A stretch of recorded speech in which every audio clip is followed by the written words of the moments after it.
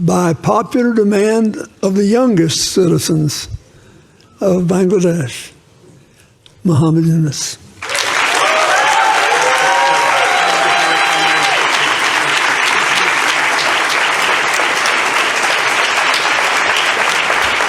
Thank you, Bill.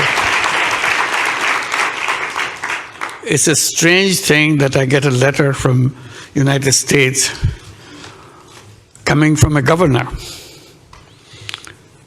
of Arkansas.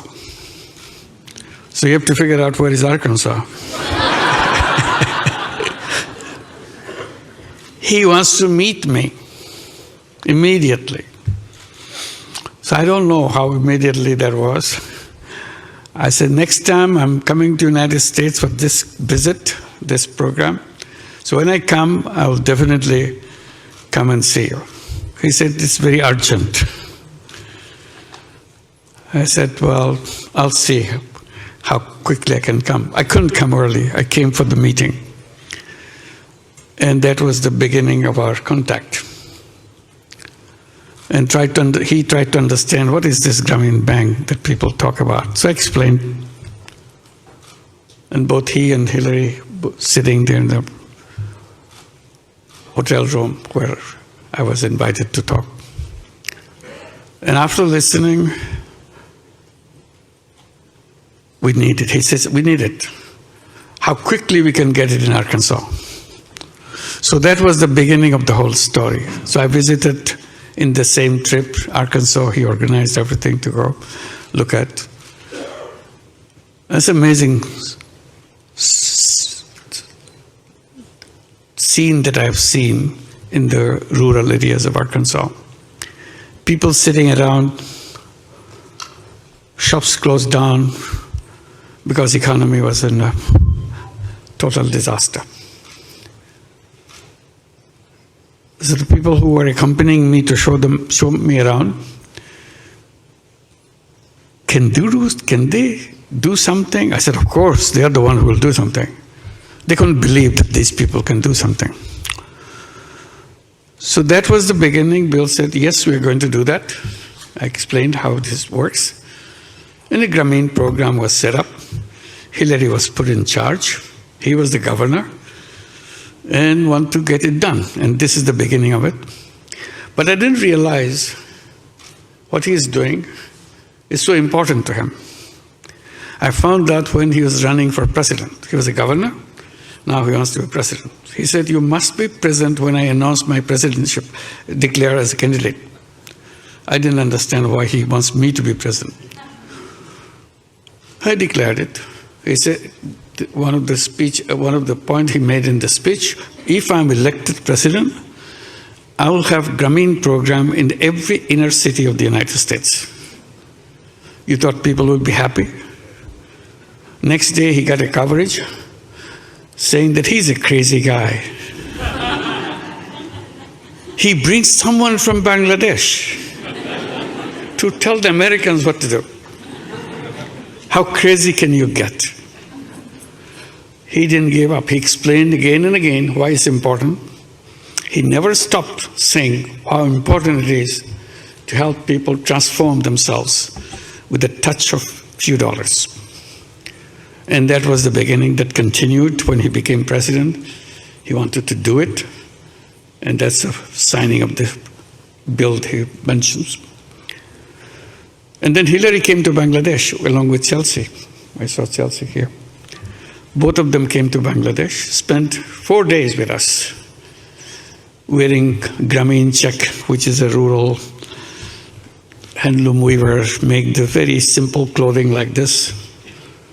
And all 4 days they were wearing clothes which is made by the weavers in the villages and designed by a local young person. And everybody said, what's she wearing this? How did you do that? Who designed it? So I was not prepared to answer all those questions. I don't know why they asked. But they were so curious that the First Lady of the United States wearing this dress made from a very simple fabric done by the rural weavers. So tremendous respect that it showed to people who just do things with their own fingers, with their own hands, and for tradition of long, many years. And then Bill Clinton comes after this visit, and first thing he said, I couldn't take it anymore in our breakfast table. All they talk about is Bangladesh, Bangladesh, Bangladesh. So I don't know what they're talking about. So I said, now I go there, and I'll be talking Bangladesh, Bangladesh, so that they get even. So that's the kind of intensity he felt about the people who need the support and so on. And that didn't disappear in Arkansas. When he became president, it got slowed down, but it appeared in Chicago. Became a program in Chicago. And now it came in a big way, Grameen America. Grameen America started right here in New York City, in Jackson Heights. It's a tiny little program. And then it started spreading. Now Grameen America has 35 branches all over the United States. Every major city has a Grameen Bank branch. And today, nearly 200,000 borrowers, all 100% women in all these inner cities, which use his dream, and take $1.5 billion a year. We reached at the level, now we lend out $1.5 billion a year with perfect repayment record. No collateral, nothing. And they are giving the projection, so in the next 10 years, we'll be reaching a level with $4 billion a year kind of loan duration.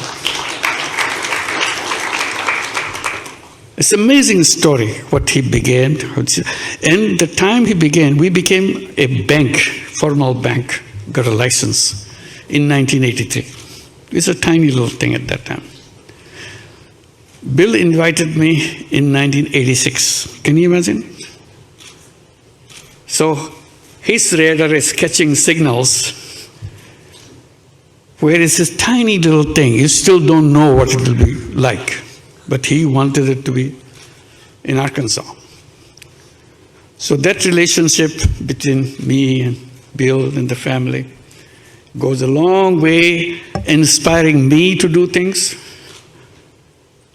And it continued that way. I was a regular participant of CGI ever since it began.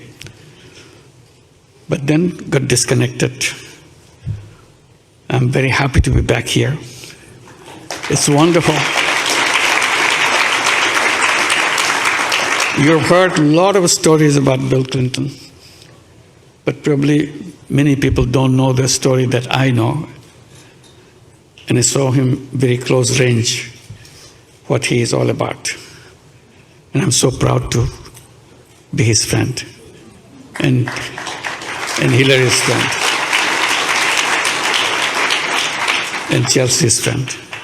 It's a wonderful relationship for a cause, and he never for a moment paused over the validity of this concept, and continued even today.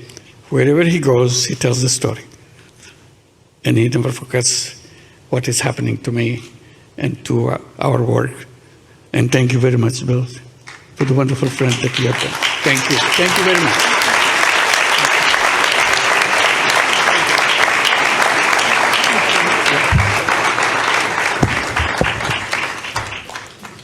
Well, you're the only old guy I know who was ever drafted for his eminent position by the young people of his country. And that's because he has succeeded in doing what we all must do. We all have to stay in the future business. Yeah, absolutely. And he is a walking testament to its riches. I'm very, very proud of you, very grateful for you. And I think all of us should wish Bangladesh well and do what we can to support them. Somebody has to fund the first loans, then the rest get repaid. Thank you. Thank you, and God bless you. Thank you. Let me just add a little bit on the Bangladesh situation now. It's quickly, because these are the young people that I've always been talking about, that the young people are the ones who should be leading the way, because all are kind of getting old-fashioned. So how to make things in the eyes of the young people and create the new life, create the new world for themselves. While I'm speaking on that theme, I didn't realize what will happen in Bangladesh. Suddenly, all the young people of Bangladesh got together and said, enough is enough. We are not going to tolerate it anymore. And they didn't. They sacrificed themselves in front of the bullets fired by Bangladeshi government and sacrificed their lives. Yeah, I just saw some video going on. So they just stood there saying, how many of us you can kill? We are here, kill us. But we are going to change the world, change Bangladesh. And that is the promise they made, that they want to create a new Bangladesh, Bangladesh next version, with the youth version. So this is the commitment they made and invited me after the previous government left the country. So invited me to head the country. This is what I'm doing, trying to implement what the dreams of the young people promised to the nation, how it can be done. The whole nation, they mobilized the whole nation together. It's not just the young people. Every single person in Bangladesh support this cause. And I'm very happy with the support in the people of the United States to make that happen. And the sky's the limit. They want to make this Bangladesh called New Bangladesh.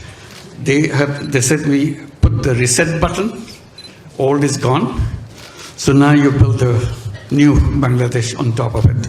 The images of our dreams. And this is the Bangladesh of the dreams they will make.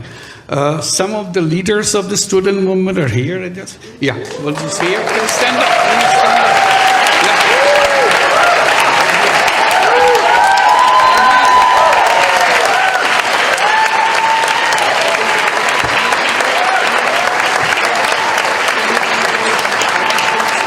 It's amazing the way they speak.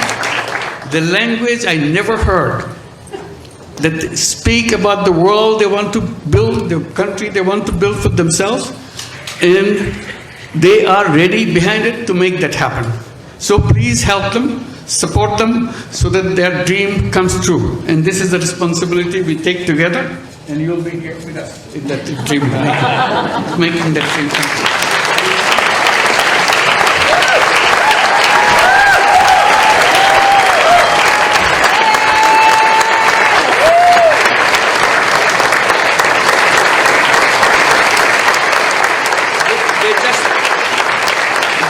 Look like any other young person. You will not recognize her. But when you see them in action, when you hear them speak, you'll be shaking. They shook the whole country by their speeches, by their dedication, their commitment. They said, you can kill us anytime you want, but we are not giving up.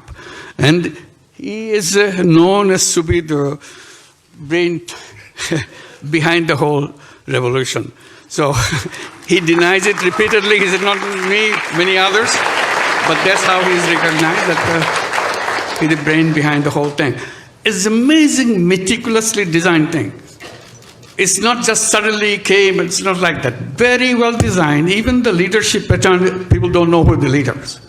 So you can't catch one and say, okay, it's over. It's not over. So it's completely diverse.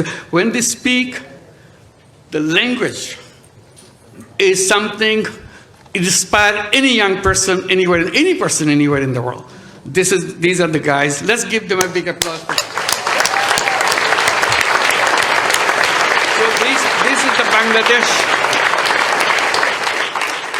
They are the one creating the new version of Bangladesh. Let's wish them a success. Thank you very much.